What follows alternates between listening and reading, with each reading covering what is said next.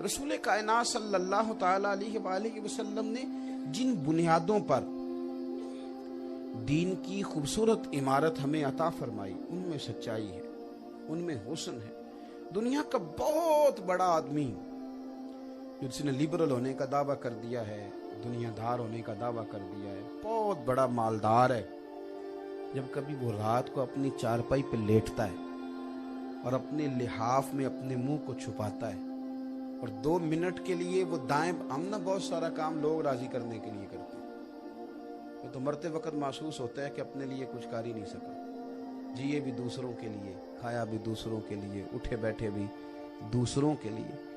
बहुत बड़ा आदमी भी जब लिहाफ में मुंह छुपाता है और अपने लिए गौर करता है तो उसे महसूस होता है सच वही है जो मदीने वाले ने फरमाया, मुझे लौट आना चाहिए, मुझे दीन की तरफ रगबत करनी चाहिए। हकीकत वही है जो हुजूर ने बयान कर दी। जब आपका मिजाज सच्चाई को कबूल करने का होता है, फिर मेकअप बुरा लगने लगता है, फिर मुलम्मा साजी से घिन आने लगती, फिर वो चीजें जो सिर्फ दावों में रहती हैं वो बुरी लगने लगती। रसूल कायनात सल्लल्लाहु अलैहि वसल्लम सच्चाई की तरफ लोगों को दावत देते, पैगाम हक सुना। रसूल करीम सल्लल्लाहु ताला अलैहि वसल्लम हमेशा उस बात की तरफ लोगों की तवज्जो देते जो साफ सुथरी है, जो खरी है। किसी किस्म की कोई भी ऐसी चीज कभी भी दीन की आपके सामने नहीं आएगी जिसकी आपको वजाहत तलाश करनी पड़े। क्यों फिर हम बाहर जाते हैं? क्यों वो चीजें तलाश करते हैं जो दुरुस्त नहीं? आपको सियासता में रवायत मिलेगी, अब्दुल्ला इब्न उमर रदी अल्लाह ताला अन्हु फरमाते, मुझे एक शौक हुआ कि मैं ना नबी पाक सल्लल्लाहु अलैहि वसल्लम जो कुछ बयान करें उसे लिखा करूं। एक कागज कलम में ले लेता और हुजूर की मजलिस मुबारका में हाजिर होता। करीम के लबहाए मुबारका से, वो दहन जिसको सब कुन की कुंजी कहें, जो कुछ निकलता मैं उसे नोट करता।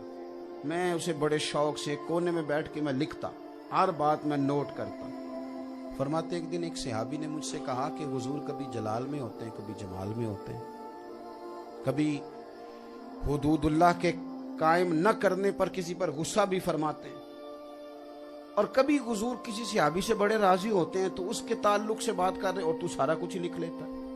तो इस तरह किया कर, जो जुम्मे का मखसूस खिताब हो, इसमें सबके लिए इज्तिमाई तौर पर सरकार नसीहत फरमाए, उसे लिखा कर। या ईदीन में जब हुजूर कुछ बयान करें तो लिखा कर। या इस तरह किया कर कि जब जिहाद की बाबत हुजूर तरगीब और तरहीब फरमा रहे हो तब लिखा कर। ये हर बात ना लिखा कर। अब्दुल्ला इब्न उमर कहते हैं कि उसकी बात क्योंकि अकलन बड़ी खूब थी तो मैंने तस्लीम कर ली, मैंने लिखना छोड़ दिया। कहते हैं लुत्फ तो मुझे तब आया जब चंद दिन मैं कागज कलम के बगैर गया तो करीम ने नजर फरमाई। हुजूर अपनी मजलिस मुबारका में बैठने वाले हर शख्स के बारे में जानते हैं, बैठता कहाँ है, आता क्या है, करता क्या है। हुजूर ने मुझे तलब फरमाया, हाजिर बारगाह हुआ, फरमाया अब्दुल्ला लिखा करते थे, छोड़ क्यों दिया? कहते हैं पहले तो यही मेरे लिए बड़ा काबिल रश्क था कि करीम को पता है मैं महफिल में आके लिखता था। तो हुजूर ने फरमाया लिखते थे, छोड़ क्यों दिया? अर्ज की या रसूल अल्लाह सल्लल्लाहु अलैहि वसल्लम, एक सहाबी ने मेरी रहनुमाई की, मुझे कहा कि हुजूर कभी जलाल में होते हैं, कभी जमाल में होते हैं, तो हर बात ना लिखा कर। तो या रसूल अल्लाह सल्लल्लाहु अलैहि वसल्लम, मैंने अब इरादा किया है कि वो जो मखसूस खुतबात हैं उनकी बातें लिखूंगा, हर बात नहीं लिखूंगा। कुर्बान जाएं। हज़रत अब्दुल्ला इब्न उमर कहते हैं मैंने हुजूर की आंखों में जलवों में अजीब रोशनी देखी।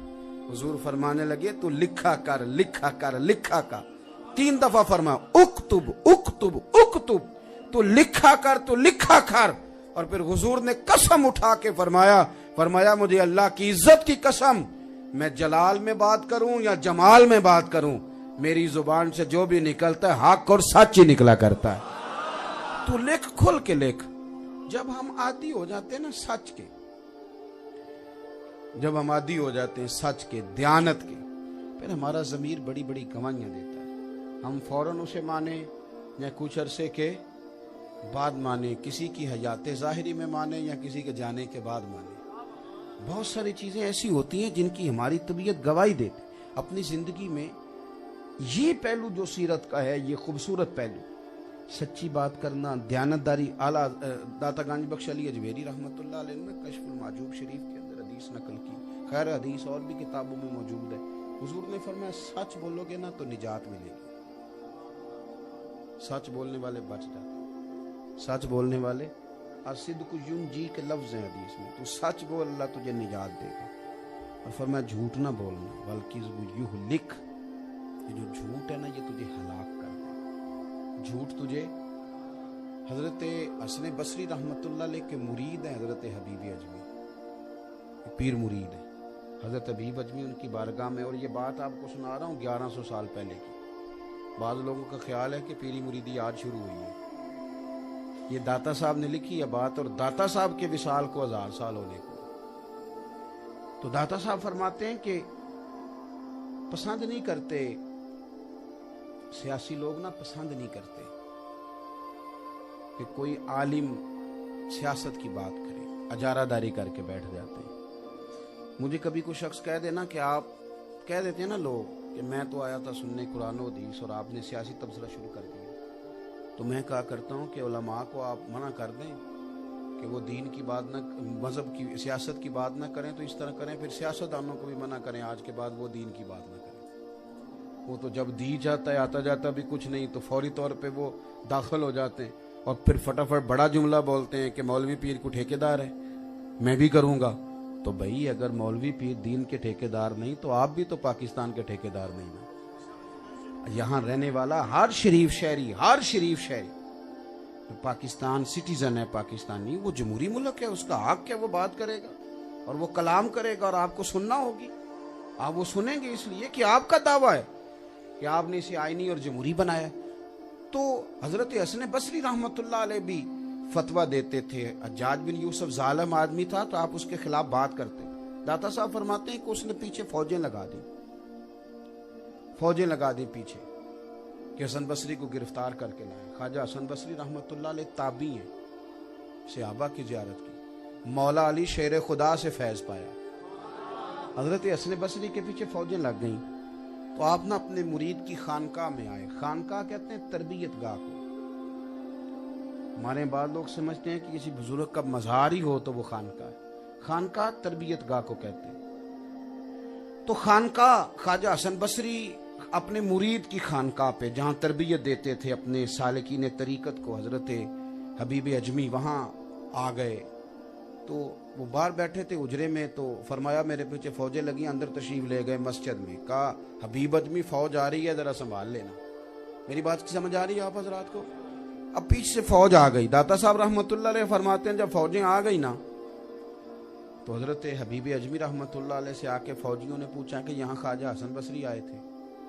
पुलिस ने पूछा, फौज ने, कहाँ गए? तो आप फरमाते मेरे पास दो रास्ते थे। एक तो ये था कि मैं कह दूं कि मुझे नहीं पता, या ये कह दूं कि वल्लाहु व रसूलुहु आलम, अल्लाह जाने अल्लाह का। कहते मैं अभी कोई हिकमत करने लगा था कि मेरे ज़हन में हुजूर का फरमान आ गया कि सच बोलो बच जाओगे। तो मैंने कहा आज ज़रा सरकार के इस फरमान पर सिद्ध के दिल से अमल करते हैं। कहते उन्होंने कहा कहाँ है ख्वाजा हसन बसरी? तो मैंने कहा अंदर मस्जिद में नफल पढ़ रहे हैं। यही सच था ना? दाता साहब ने लिखा है अंदर मस्जिद में नफल पढ़ रहे हैं। कहते हैं वो पुलिस वाले अंदर गए तो बाहर आके कहने लगे हुजूर आपसे तो उम्मीद नहीं थी मजाक करने की, अंदर तो शय ही कोई नहीं, अंदर तो कोई चीज नहीं, इट सिट ते पखड़ा कुआर गंदा लजी और भी बूटियां जानने, अंदर तो कोई चीज नहीं। बाहर आके कहने लगे हुजूर हमने पूछा ख्वाजा हसन बसरी कहाँ? आप फरमाने लगे मेरी मस्जिद के एक ही दरवाजा जिससे तुम गुजरे, और इसी से थोड़ी देर पहले ख्वाजा हसन बसरी गुजरे, वो अंदर ही है, जाओ जाके देख लो। वो कहते हम दोबारा से गए, वापस आके कहने लगे शेख मेहरबानी करें, हम बड़ा इकराम करते हैं आप, ख्वाजा हसन बसरी अंदर नहीं है। आप फरमाने लगे तुम मेरा एहतराम करते हो, मैं मदीने वाले के दीन का एहतराम करता हूं। ख्वाजा हसन बसरी अंदर हैं। कहते हैं वो तीसरी दफा गए तो कहने लगे हजरत जी हम आपको कुछ भी नहीं कहते, कहीं और ढूंढते हैं जाके उनको। वो लोग चले गए तो ख्वाजा हसन बसरी भी बाहर निकले, कहने लगे हबीब अजमी क्या हिकमत इस्तेमाल की, क्या हिकमत इस्तेमाल की? तो मैंने कहा हुजूर हिकमत नहीं इस्तेमाल की, आज मदीने वाले की हदीस पर अमल किया। हुजूर ने फरमाया सच बोलो निजात मिलेगी। का हुजूर मैंने सच बोला है। रब करीम ने अपने फजल से आपके गिर्द पर्दे डाल दिए। आप गए हैं पर उन लोगों को आप नजर, मैंने सच बोला है, खरी बात की। जब आप दयानतदारी का मुजाहरा, हाँ कभी ऐसा होता है कि सच वक्ती तौर पर मुश्किल होता है। हमारे जमाने में ना वैसे भी थोड़ा मुश्किल है किसी को ये यकीन दिलाना कि मैं ठीक कह रहा हूं या मैं तेरे साथ हूं या मैं मुखलिस हूं, ये काम बड़ा मुश्किल है। हमारे यहाँ आप एक दफा किसी के साथ ताउन करेंगे तो वो मामला ठीक नहीं रहेगा, 10 दफा भी करेंगे तो ठीक नहीं रहेगा। आपको सारी जिंदगी करना है, फिर ताल्लुकात ठीक रहते हैं। किसी एक जगह भी आपने हाथ पीछे किया तो हालात खराब हो जाते हैं। उसी वक्त आपको हर वक्त ठीक रहना पड़ता है, हर वक्त। और राय के इख्तलाफ जहां आपने कर लिया वहां तो पता नहीं क्या हो जाए। और ये सारा घर के अंदर से लेकर बाहर तक, स्टेट तक यही माहौल है कि आप राय का इख्तलाफ नहीं कर सकते, लोग बर्दाश्त ही नहीं करते। आम दाम बरसरे मतलब आप जब सच बोलते हैं तो वक्ती तौर पर ना मुश्किलात होती हैं। उसकी नजीर भी हमें किताब और सुन्नत में मिलती है। हजरत काब बिन मालिक रदी अल्लाह ताला फरमाते हैं, मैं तबूक में ना हुजूर के पीछे नहीं जा सका था, सुस्ती हो गई। कुछ अक्सर आजकल तो खैर हमारे बहुत सारे अमाल में कमजोरी की वजह हमारी सुस्ती है। कुछ काम हम कहते हैं कल शुरू करेंगे, परसों शुरू करेंगे, वो शुरू होते ही नहीं, वक्त खत्म हो जाता है। हजरत काब बिन मालिक रदी अल्लाह ताला अन्हु फरमाने लगे कि करीम महबूब तबूक पे तशरीफ ले गए तो मेरे पास घोड़े तैयार थे, ऊँटनियाँ बड़ी तेज थी, मालो असबाब था। मैंने कहा कल जाऊंगा और मैं मिल जाऊंगा हुजूर के पीछे। कल जाना था, सुस्ती हो गई, चलो मैं कल चला जाऊंगा। फिर वो वाली कल आई यानी परसों आई तो मैंने कहा चलो कल चला जाऊंगा, लेट हो गया। कहते हैं हुजूर वापस आ गए। मेरे भाई गौर करना, ये बुखारी है। हजरत काब बिन मालिक रदी अल्लाह ताला अन्हु फरमाते हैं, मस्जिद शरीफ में हुजूर तशरीफ फरमाए।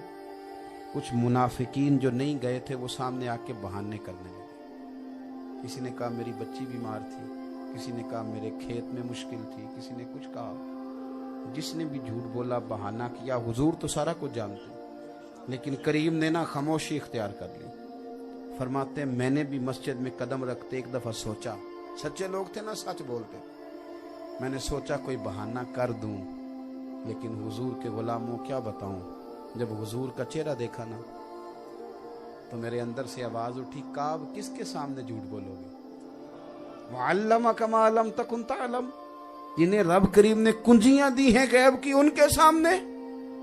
कहते मैं जाके खड़ा हुआ तो हुजूर मुस्कुरा रहे थे, लबहाए मुबारका पे मुस्कुराहट थी। क्यों नहीं आए? कहते मैं खामोश हो गया।